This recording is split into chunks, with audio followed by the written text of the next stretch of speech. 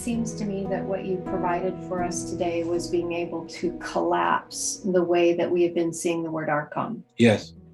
Like literally changing it and separating ourselves from attaching to narratives that were presented to us as to what the Archons were. Harasha is an Archon. Because what I have found is that literally there is another religion that is out there that is binding people to that, what they see as reality. Yes. With the Archons, and again, distancing themselves from it, putting on all of that darkness and rejecting it from themselves. I mean, I just had a conversation with somebody about that here yesterday and today, and it got quite heated. Yeah. And not on my end, Yeah. but on their end. Comprehend. And so the fact that you are actually discussing the Archons today and showing what that is attached to is giving, well, I'm already seen that. So I collapsed it and refilled it up. But today has been a different measure because we are the Archons. We are the Archons, and Archons has got nothing to do with the past. It's everything to do with being present. Right. And so if we are, and this is what I wanted to add to it. I actually wrote it on the board here. Like if we were to write this in Hebrew, it would be Archon, which is light's grace. It's also the dragon in the line. Right, but it's light's grace. Yes. So based on everything you've said, I'm grateful that you gave us an opportunity to collapse it and refill it, because what you allowed us to do is to dissolve the egregore and bring balance to the word through mother father energy. Yes, this is airborne now. Because now look at this. So we've got a contractive form, or the word ayin, to become nothing. Yes. And then we have the contractive form of spirit. Yes. Yeah. Which is light's grace. Light's grace, or the lion's grace, however you want to say that. Yes. And raising us up into life. Yeah. And this will, what you just wrote, will transfer over from Harasha into this measure of light's grace, into the measure of what we've been calling filth. And I don't know why we use Greek expressions. Archon's a Greek word, for goodness sakes. Right, it is. Why? Well, again, because the church gave us the Greek Bible to take it out of the Aramaic, and that became kind of like that egregore that was enslaving humanity through that heavy patriarchy, right? Until the balance of the energy could come forward, where we could neutralize those things and bring about that which is sustainable. At some point of our journey, we're going to have to move from Roman oppression. Yes. That's why I shared, I don't know, a month or two ago, that the seed of Caesar was coming down. Yes, and that's what's happening right now. Because you brought it up about the blossom. Yes. The apex of its whole journey is right before it comes down, because it's reached the fruition of the fullness of the seed. It's fully mature, and with just like a flower blossom, the petals fall. Yes, the only way an old system can come down if there's a new one established. That's right. We will not be left in a place of in between. Well, by raising this, the frequency of Harasha as a vibrational collective is already given us the generosity of expression to fulfill the ancient order of self-governance. And so this is why it's already airborne. It's released. We already uploaded this into the original and also the artificial. And the reason why the other one is coming down is because Harasha has the masculine and the feminine energy together, which makes sustainability. Sustainability, absolutely. This is the branch out of the tree. And this will be a governance. This will be so yes. I care not for. I don't get caught into anarchist mindset and what conspiracy. Actually, by the way, conspiracy is a lovely word. Conspiracy just means to breathe together. If you want to go into the etymology, conspire. It means conspire, and it literally means to come together and breathe as one. Oh, may we conspire. May we breathe as one, as Harasha, as divine inspiration, and in between we raise ourselves as the fiery ones, and in that we express ourselves as a dragon. Amen. These are the fire-breathing ones. Amen. I have one more thing I'm going to share, and then nothing else. Okay, then I'll go into those. Really, it's not very. It's just like I just showed you with Immaculate Conception. It's really quick just to connect it, to say, "Oh my goodness, it's always been there," but we're so fearful of this divine virgin birth. Well, what was it? Well, you're doing it. You're building it. Yeah, I would like to extend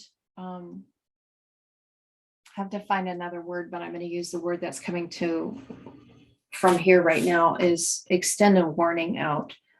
I felt very strongly as I was listening to Ken, as he's sharing these things, and we say this all the time, to look as it instead of at it. There's something entirely different when you say that you are it, when you have not become it. Well said.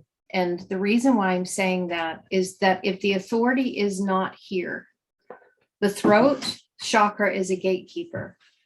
And this gatekeeper is directly connected to the matrix. It's directly connected to that which you bring in your sphere. So if I am observing everything that Ken has been sharing, and we're saying, look as it instead of at it, which is true. That is very true. But we are not vibrating to that frequency yet, and you start declaring it, this gatekeeper right here will put out a frequency to bring things within your sphere to give you an opportunity to transmute and translate more shadow so that you then are vibrating at it. So please be aware of that. If you are claiming something and the resonance frequency is not that, you will be bringing things within your sphere that are going to be agitating you, that are going to be stirring you up, that are going to cause some turmoil in your life, giving you the opportunity to move through those things, transmute them so that you actually are that which you claim to be. And I wanted to state that because I felt that very strongly. And how can I say this? Because I have to walk the fire of it. When I was in my immature state before, claiming that I was like Ken's equal, when it was very apparent that I wasn't, because I had so many things, so much shadow that I still needed to transmute. And I was literally laying siege to myself, drawing in all of these things into my sphere that were just beating the ever living shit out of me. It's because I wasn't vibrating to that frequency. And then, of course, I'm blaming all the external and not even stopping to go, I wonder why all this is coming into my sphere, right? It's the same thing when I'm looking at the language and I'm looking as it and I'm looking at the letters and I'm like, yes, I am this vibration. And the quantum realm is going, really? Really? I'll bring some things into your sphere so you can take a look at yourself in the mirror to see if you truly are. And then that's when I actually stopped speaking for a while and realized I had work to do before I could actually open my mouth and speak with authority, that which I have become. So that's the end of my warning. That was very kind of you. And that's what Grace. Well, I think we'd be doing a big disservice if we didn't throw the warning out. We've given many. Usually when we start anything, we start with a disclosure. And it's like, be very careful. Be careful how you wield the sword, because most likely you're going to cut yourself. This is powerful. Extremely. In its revelation, but it's time. I was asked spiritually not to release information before time, and I believe it's time. I was holding things because if it's released too soon, as our nature is to build a religion and we're going to camp. That's what we do. We're very good at ingathering things, and all the nuts get put into a hole and we hoard it up, and it needs to be shared. It's already going out as a vibrational frequency. But I love Gary's heart for bringing the language of disclosure. Be very careful. When you say things, be very careful, because like Carrie said, it will come around and bite you. This is the severity side. Everything of the veil language. That's, again, we're going back to what we shared before, that you're stepping behind the veil of severity. Drew, like Mother Bear, like I want to, like I'm the gatekeeper, right? That tattoo that you showed, in the vibration of building something, you've built it, and therefore you have the authority to guard it. If you haven't built it, you do not have the authority to guard it. It'll turn around and bite you. It'll turn around and it will collapse upon you. It will silence your voice. It will buckle your knees. It will put you into a condition that you most likely don't want to be in. Be very careful. Humility is your best friend. And its brother, meekness. And I think most of the time through innocence, let me just say it this way. I think that a lot of times in innocence, because of where our heart posture is, most of us are really longing for validation. And so there's many times we will speak things before they've actually come to fruition and blossom in us for the sake of validation, because there's been so much that has happened to us in our younger life where we have invalidated ourselves, or our loved ones have invalidated us, or the world, the education system, the religion system has so much invalidated us that when we begin to hear these new truths, our heart's desire is we want to speak them as if we are. And part of that is whether I want to belong to a new group or a new family, or I want to have validation from others outside of myself. The second I'm doing that, it's saying to me, Carrie, validate yourself within. Realize that you are the one that has value. You don't need to seek it from the outside. There's no reason why you need to speak these things so that someone can say, oh, wow, look at how much wisdom this person has, when I'm not vibrating to that frequency. I'm just going to get slapped around, because it's all about us reparenting ourselves. I had this wonderful conversation with Heather yesterday about that, about reparenting ourselves from the inside out. We don't need to look for that external validation. Now, as family, we can help assist one another, because there's nothing wrong. Can I just share this real quick about how amazing you are? Ken's least favorite spot. My least favorite spot. Ken will validate, but not at the place where it's all the time. Like, we do not need to stroke one another. Oh, you're so wonderful. You're so beautiful. You're so good. You're so lovely. After a while, I just want to start doing this. Because that's what we should be saying in here. Like, I don't need to project it on anybody. And so when I was in my space of needing validation, right, which is mother's journey, and we all need to go there, but we just realize that we're the one that has to validate ourselves first. When I was in that and I was seeking it externally, I was always looking for praise from Ken, and it would just frustrate the ever living crap out of me when he wouldn't validate me. And so I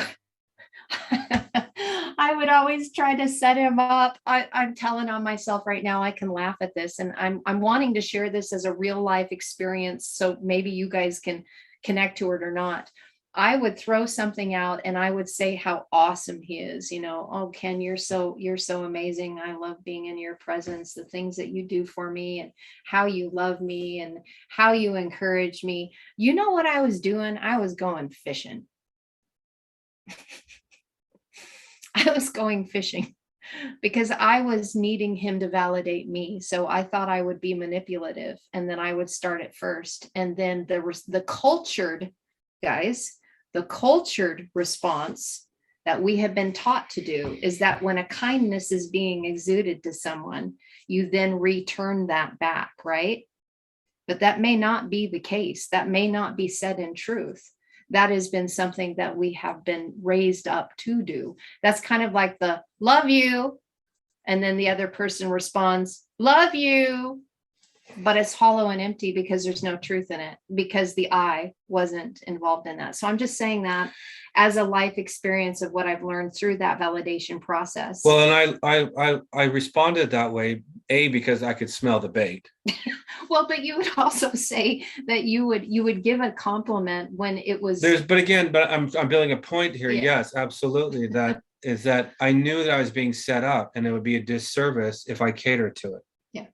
It's Codependency. It's just how I'm wired. I'm going like, that's not what you need. And again, but I'm not telling you what you need to say that's not what you need. I'm not going to, what do we usually say? You just say, thank you, because I'll receive what she has to offer, but I'm not going to bite, because it would be a disservice to my wife. She has to find that on her own for this exact kind of revelation, for her to conceive this, so she can birth this new reality. It's exactly what we're sharing. And I used to also say to him in the manipulative fashion of form, can you please say something nice about me? So I do it as a service. I'm just wired that way, that it's just in me, that I'm glad that you are. That I don't, but my mindset, I don't like stroking myself. I don't like Carrie knows, like, oh my goodness, Ken's least favorite thing is to go up and do that to him and watch his response. I turn ferocious, because I'll put it right into right standing. Because why? I guard and protect the order that I see. It's the veracity of severity that guards the innocent. Yeah. Yeah.